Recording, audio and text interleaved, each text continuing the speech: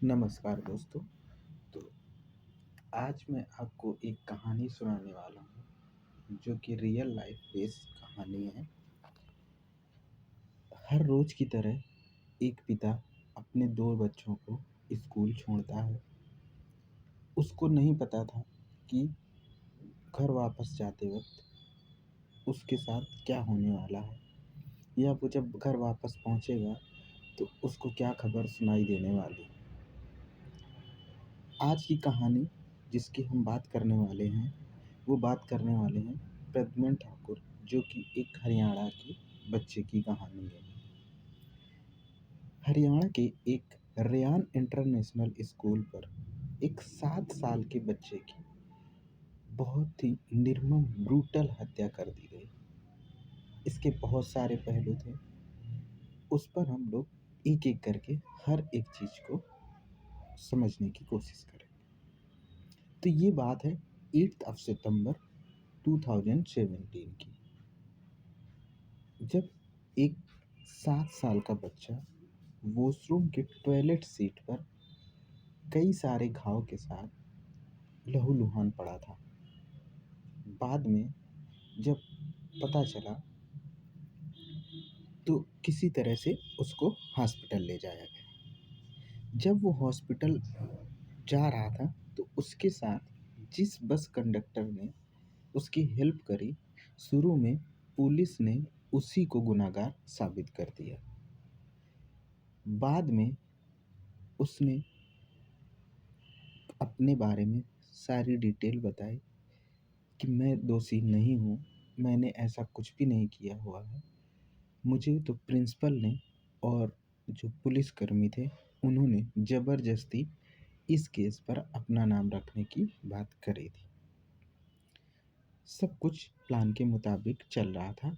इसमें गुड़गांव पुलिस के बारे में भी लोगों ने कई सवाल खड़े किए थे कि उन्होंने सही से अपना काम नहीं किया। फिर कोर्ट ने उस बस कंडक्टर को निर्दोष साबित कर दिया। बाद में एक नया खुलासा हुआ कि उसमें से एक 16 साल के उसी स्कूल के बच्चे ने ये काम किया। चलिए अब देखते हैं आगे क्या हुआ। तो 8 सितंबर 2017 की बात है। स्कूल के वॉशरूम में गर्दन पर चोट के निशान के साथ प्रद्युम्न लहूलुहान पड़ा था। उसके घाव इतने गंभीर थे कि उससे ब्लड बहुत ज़्यादा निकल गया, जिससे उसकी डेथ हो गई। 4 पुलिस अधिकारियों पर उस बस कंडक्टर ने हत्या के आरोप लगाए कि इन्होंने हमें ज़बरदस्ती इसमें अपना नाम लेने के लिए कहा, जिसके बाद सीबीआई की एंट्री होती है वहाँ पर, और सीबीआई ने जो है तो उसमें अपने कुछ पक्ष रखे। अब आते हैं आगे कि क्या था उसमें पूरा मामला, समझते हैं। तो 8 सितंबर 2017 को वरुण जी जब अपने एक 7 साल के बेटे और 11 साल की बेटी को रेहान इंटरनेशनल स्कूल पर छोड़ने जाते हैं, उन्होंने उनको पहले से कुछ ऐसा लगता था कि सेफ्टी पर्पस से ठीक नहीं है, तो वो बच्चों को स्कूल बस से ना भेज करके वो खुद ही उनको स्कूल छोड़ने और ले जाने का काम करने की सोचा। जब सुबह एक करीब बात है 7:55 की, बच्चे स्कूल के गेट पर छोड़ा जब उन्होंने, तो सुबह 8:08 पर कई छात्रों ने स्कूल स्टाफ को सचेत किया कि प्रद्युम्न घायल हो गया है और इमारत के भूतल पर अपने कक्षा के एक शौचालय के बाहर है। उसके घाव से बहुत खून बह रहा है। स्टाफ के सदस्यों ने तुरंत आनन फानन में स्कूल के बस कंडक्टर अशोक को एक प्रद्युम्न के स्कूल के शिक्षक की कार पे हॉस्पिटल ले जाने को कहा, जहां पर प्रद्युम्न को बादशाहपुर के एक नज़दीकी अस्पताल में ले जाया गया। उन्होंने वहाँ से गुड़गाँव के ओर्टिमस अस्पताल में स्थानांतरित कर दिया, जहाँ पहुँचने पर उनको डेड घोषित कर दिया। प्रद्युम्न के माता-पिता अभी इन सब चीज़ों से बेखबर थे। सुबह 8:15 पर स्कूल अधिकारियों ने उनसे संपर्क करने का सोचा, जिसके बाद से उनके माता-पिता सीधे स्कूल पहुँचे और उसके बाद चोट के बारे में उनको जब सूचित किया गया, तो उन्होंने बताया कि स्कूल वालों ने पुलिस को नहीं बुलाया था, जो कि एक थोड़ा-सा सस्पेंस क्रिएट कर रहा था कि भाई स्कूल वालों ने पुलिस को क्यों नहीं बुलाया। तो उन्होंने खुद ही पुलिस को बुलाया। जब प्रद्युम्न का इन्वेस्टिगेशन शुरू हुआ, तो हरियाणा पुलिस के कई सारे ऐसे केस आए जिसमें लगा कि लापरवाही हुई है उनके साथ। हरियाणा राज्य पुलिस ने प्रद्युम्न के माता-पिता को घटना के बारे में सूचित किया करीब 11:30 पर। पुलिस अधिकारियों ने मीडिया में ये बताया कि प्रद्युम्न जहाँ लहूलुहान पड़ा था, वहाँ से खून से सना हुआ एक चाकू भी बरामद किया गया था। पुलिस ने फोरेंसिक टीम को उस पूरे इलाके में उंगलियों के निशान के इकट्ठे किए, यानी फिंगरप्रिंट कलेक्ट किए। जहाँ पर ये पूरा मामला हुआ था, तो सीसीटीवी फुटेज दिखाया गया, तो उसमें देखा गया कि प्रद्युम्न उस जगह पर गिरने से पहले उसके गर्दन से बहुत खून निकल रहा था। पुलिस ने उसमें शक के दायरे पर लगभग 10 लोगों को अपने हिरासत में लिया। अब क्योंकि ऐसा मानना था कि जो स्कूल का बस कंडक्टर था, उसकी शर्ट पर खून लगा था। हालाँकि जैसे मैंने शुरू में बताया कि वो उस बच्चे को हॉस्पिटल लेके गया था, तो इसलिए खून लगा था। तो शुरू में उसी को जो है तो उन्होंने अपराधी बना दिया।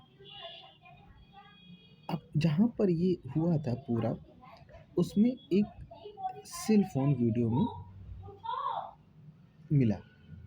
उस सेल फ़ोन में जिसका सेल फ़ोन था, उस पर्सन को भी उन्होंने गिरफ्तार कर लिया।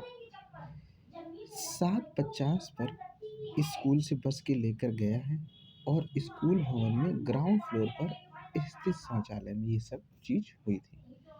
यानी बेस फ्लोर पर ही जो शौचालय था वहाँ पर हुआ था, जिसका यूज़ जो है तो आम तौर पर ऐसा जो स्टाफ के लोग थे या जो ऑन स्टाफ कर्मचारी ही थे, या तो टीचर्स वगैरह या बाकी कोई स्टाफ का लोग यूज़ करते थे।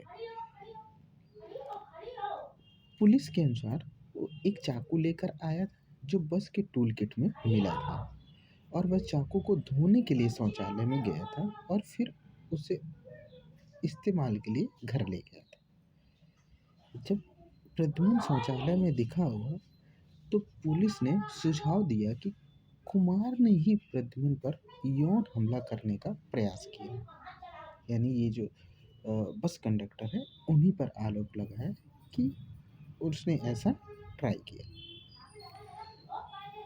हरियाणा पुलिस ने शुरू में ही गुड़गांव की एक अदालत को बताया कि उनका मानना है कि एक अतिरिक्त और कोई है जिस पर ये जो है तो छेड़छाड़ का प्रयास किया था इसने। ये अशोक पर बात हो रही है, लेकिन पुलिस वालों ने इन पर कहा कि इसके कोई मौजूदा सबूत नहीं है, तो हम लोग इस पे पूरी तरह से नहीं कह सकते हैं।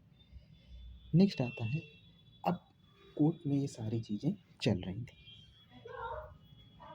अब बात करते हैं कि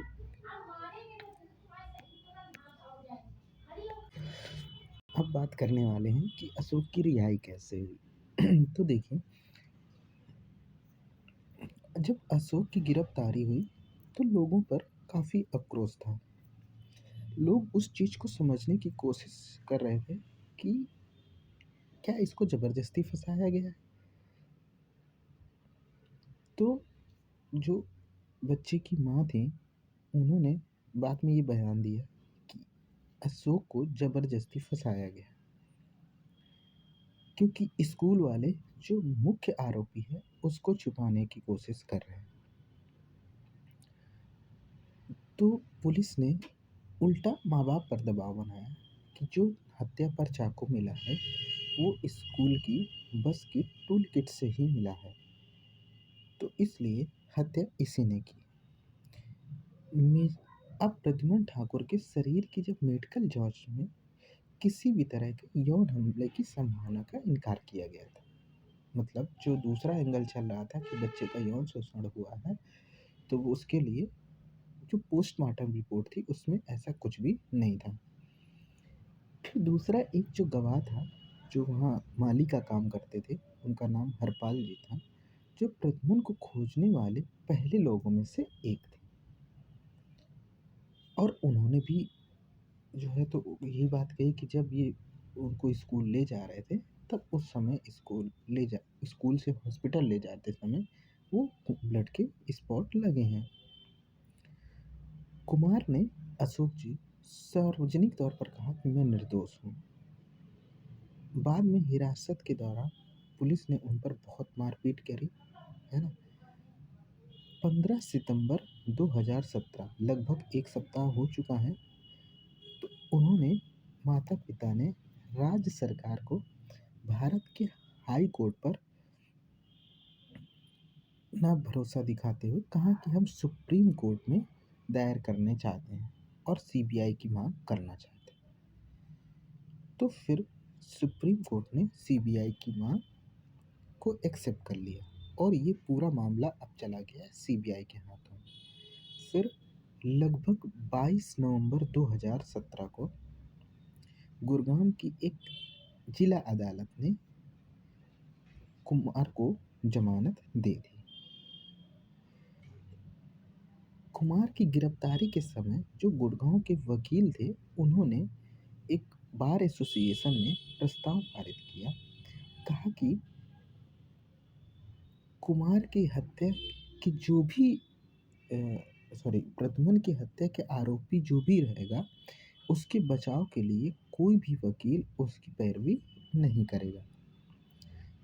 बाद में जब सीबीआई ने उन्हें बरी कर दिया, तब उन्होंने बार एसोसिएशन ने अपना रुख वापस लिया कि नहीं, वो कुमार ने जो है तो नहीं किया है, क्योंकि कुमार का कोई केस लड़ने को ही तैयार नहीं था। क्योंकि हम लोगों को पता है कि संविधान हमें इस चीज़ के लिए बाध्य करता है कि हम किसी भी दोषी को उसको अपना पक्ष रखने के लिए पूरा मौका दें। इसके बाद अशोक की रिहाई हो जाती है और ये पता चला कि उसका जो है तो अशोक की गिरफ्तारी केवल और केवल जांच पड़ताल के लिए किया गया था। बाद में उन 4 पुलिस वालों पर भी कार्रवाई हुई। अब आते हैं कि सीबीआई की जांच पड़ताल में क्या हुआ।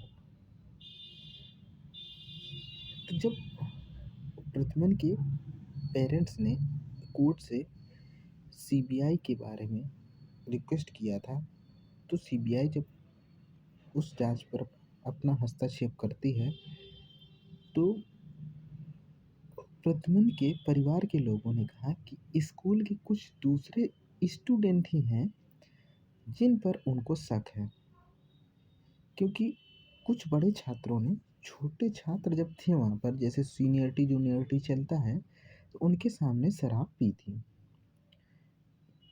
और स्कूल के छात्रों को स्कूल के अधिकारियों ने, जैसे छोटे बच्चे जो बताना चाह रहे थे पुलिस को कि यहाँ पर लोग शराब वराब पीते हैं, तो उसके लिए अधिकारियों ने उसके लिए मना किया था।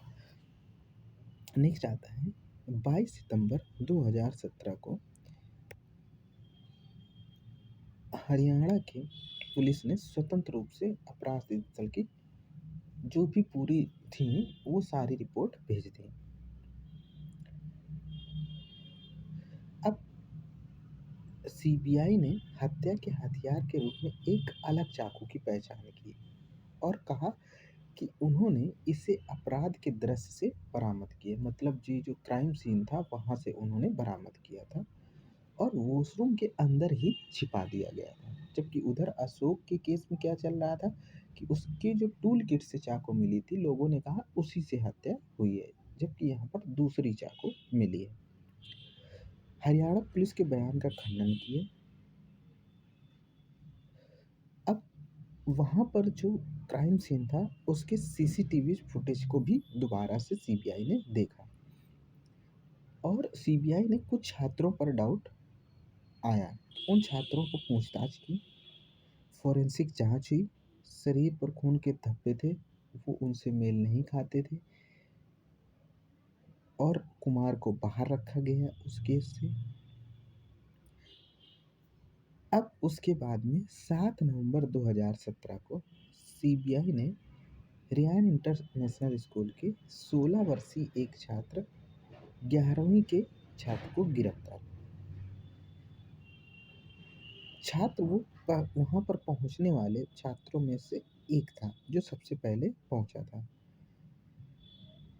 अब उस छात्र से पूछताछ हुई, उसमें जो भी उसके लिए जिम्मेदार था उसका अभी कुछ भी पता नहीं चला।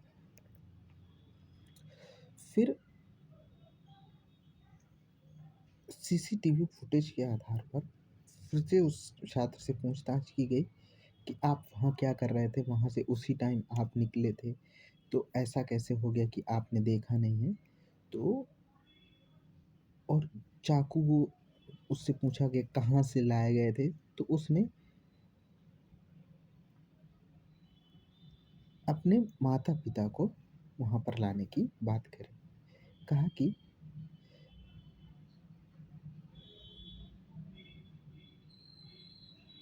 वो क्योंकि अच्छा प्रदर्शन नहीं कर पा रहा था, जिसकी वजह से उस पे बहुत ज़्यादा स्ट्रेस था और जो ये चाकू था वो मार्केट से लाया था।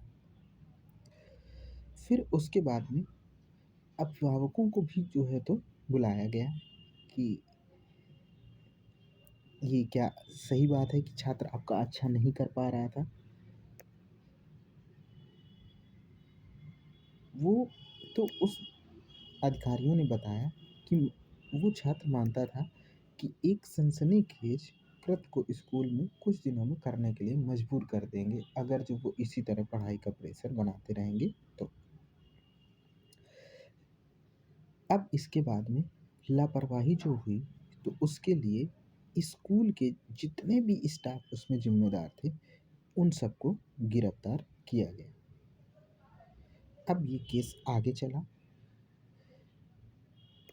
फिर उसके बाद में जिस बच्चे पर केस था जो 11वीं का छात्र था, तो उस पे मेंटली हैरेसमेंट और मेंटली टॉर्चर की वजह से उस पे उसकी मेंटल कंडीशन ठीक नहीं रहने लगी। उसके माँ बाप ने ये गुजारिश की कि उसको अभी हॉस्पिटल की ज़रूरत है। अब 2018 में पंजाब और हरियाणा की उच्च न्यायालय ने उस बच्चे के खिलाफ अपील को सुनी और उस पर एक वयस्क के तौर पर मुकदमा चलाने की बात कही, क्योंकि ये अपराध इतना जघन्य था कि इसके बारे में आप कल्पना ही नहीं कर सकते। नवंबर 2021 तक इस मुकदमे पर कोई कार्रवाई नहीं हुई और मुकदमा अभी भी जारी है। सुप्रीम कोर्ट ने अभी तक इसमें कोई निर्णय नहीं लिया है। अक्टूबर 2022 में जो 11वीं का स्टूडेंट था जिस पर ये आरोप है, जिस पे सारे सबूत मिले हैं, उसको जमानत भी मिल गई है। हालांकि पूरी तरह से नहीं, लेकिन इंटरम में मिली हुई है। अब इधर लोगों पर बहुत आक्रोश था, क्योंकि लोग ये सोच रहे थे कि अगर जो स्कूल में ऐसा कुछ हो रहा है तो फिर ये किसी के बच्चे के साथ भी हो सकता है। तो इस पर लोग अपनी अलग अलग प्रतिक्रियाएं दे रहे थे और इस पर एक वेब सीरीज़ भी बनी, लिटिल मर्डर मिस्ट्री। हालाँकि सुप्रीम कोर्ट ने और दिल्ली कोर्ट ने इस पर अ, मना किया था कि इसको आप ओटीटी पर कभी भी रिलीज़ नहीं करेंगे। तो ये थी आज की कहानी। आप सभी लोग अपने बच्चों को स्कूल भेजते हैं, थोड़ा-सा सतर्क रहें। बच्चों से प्रॉपर बात करने की ज़रूरत है कि बेटा आपके साथ कोई छेड़खानी तो नहीं करता? क्या आप वहाँ पर किसी के साथ असहज तो नहीं महसूस करते हैं? या कोई आपको परेशानी तो नहीं कर है स्कूल में? आप ये भी उनसे बात करने की कोशिश करिए कि बच्चे, आपको अगर जो कोई ऐसा है जो स्कूल में परेशान करता है किसी तरह से, इवन वो टीचर भी हो सकता है, ज़रूरी नहीं है कि कोई स्टाफ ही हो, तो आप बच्चों से लगातार एज ए दोस्त बात करने की कोशिश करिए। क्योंकि जब जब तक आप कनेक्ट नहीं फील कराएंगे बच्चों को, तो वो आपसे अपनी समस्याओं के बारे में डिस्कस नहीं करेंगे। इसलिए बच्चों से कनेक्ट होना बहुत ज़रूरी है। तो ये थी आज की कहानी, जिसमें हमने डिस्कस किया कि कैसे एक स्कूल में, जिसको हम लोग शिक्षा का मंदिर मानते हैं, वहाँ पर कोई सोच भी नहीं सकता है कि आप अपने बच्चे को भेज रहे हैं स्कूल पर पढ़ने के लिए और आपको ऐसी कुछ खबर सुनने को मिलेगी। चलिए, तो आज के लिए इतना ही। Thank you so much. मिलेंगे फिर किसी नई कहानी के साथ में। हाँ, ये वीडियो का पर्पज़ किसी को हुँ, उकसाने के लिए या ऐसा किसी पर्पज़ के लिए नहीं है, ये केवल इन्फॉर्मेशन पर्पज़ से था। आज के लिए इतना ही। धन्यवाद।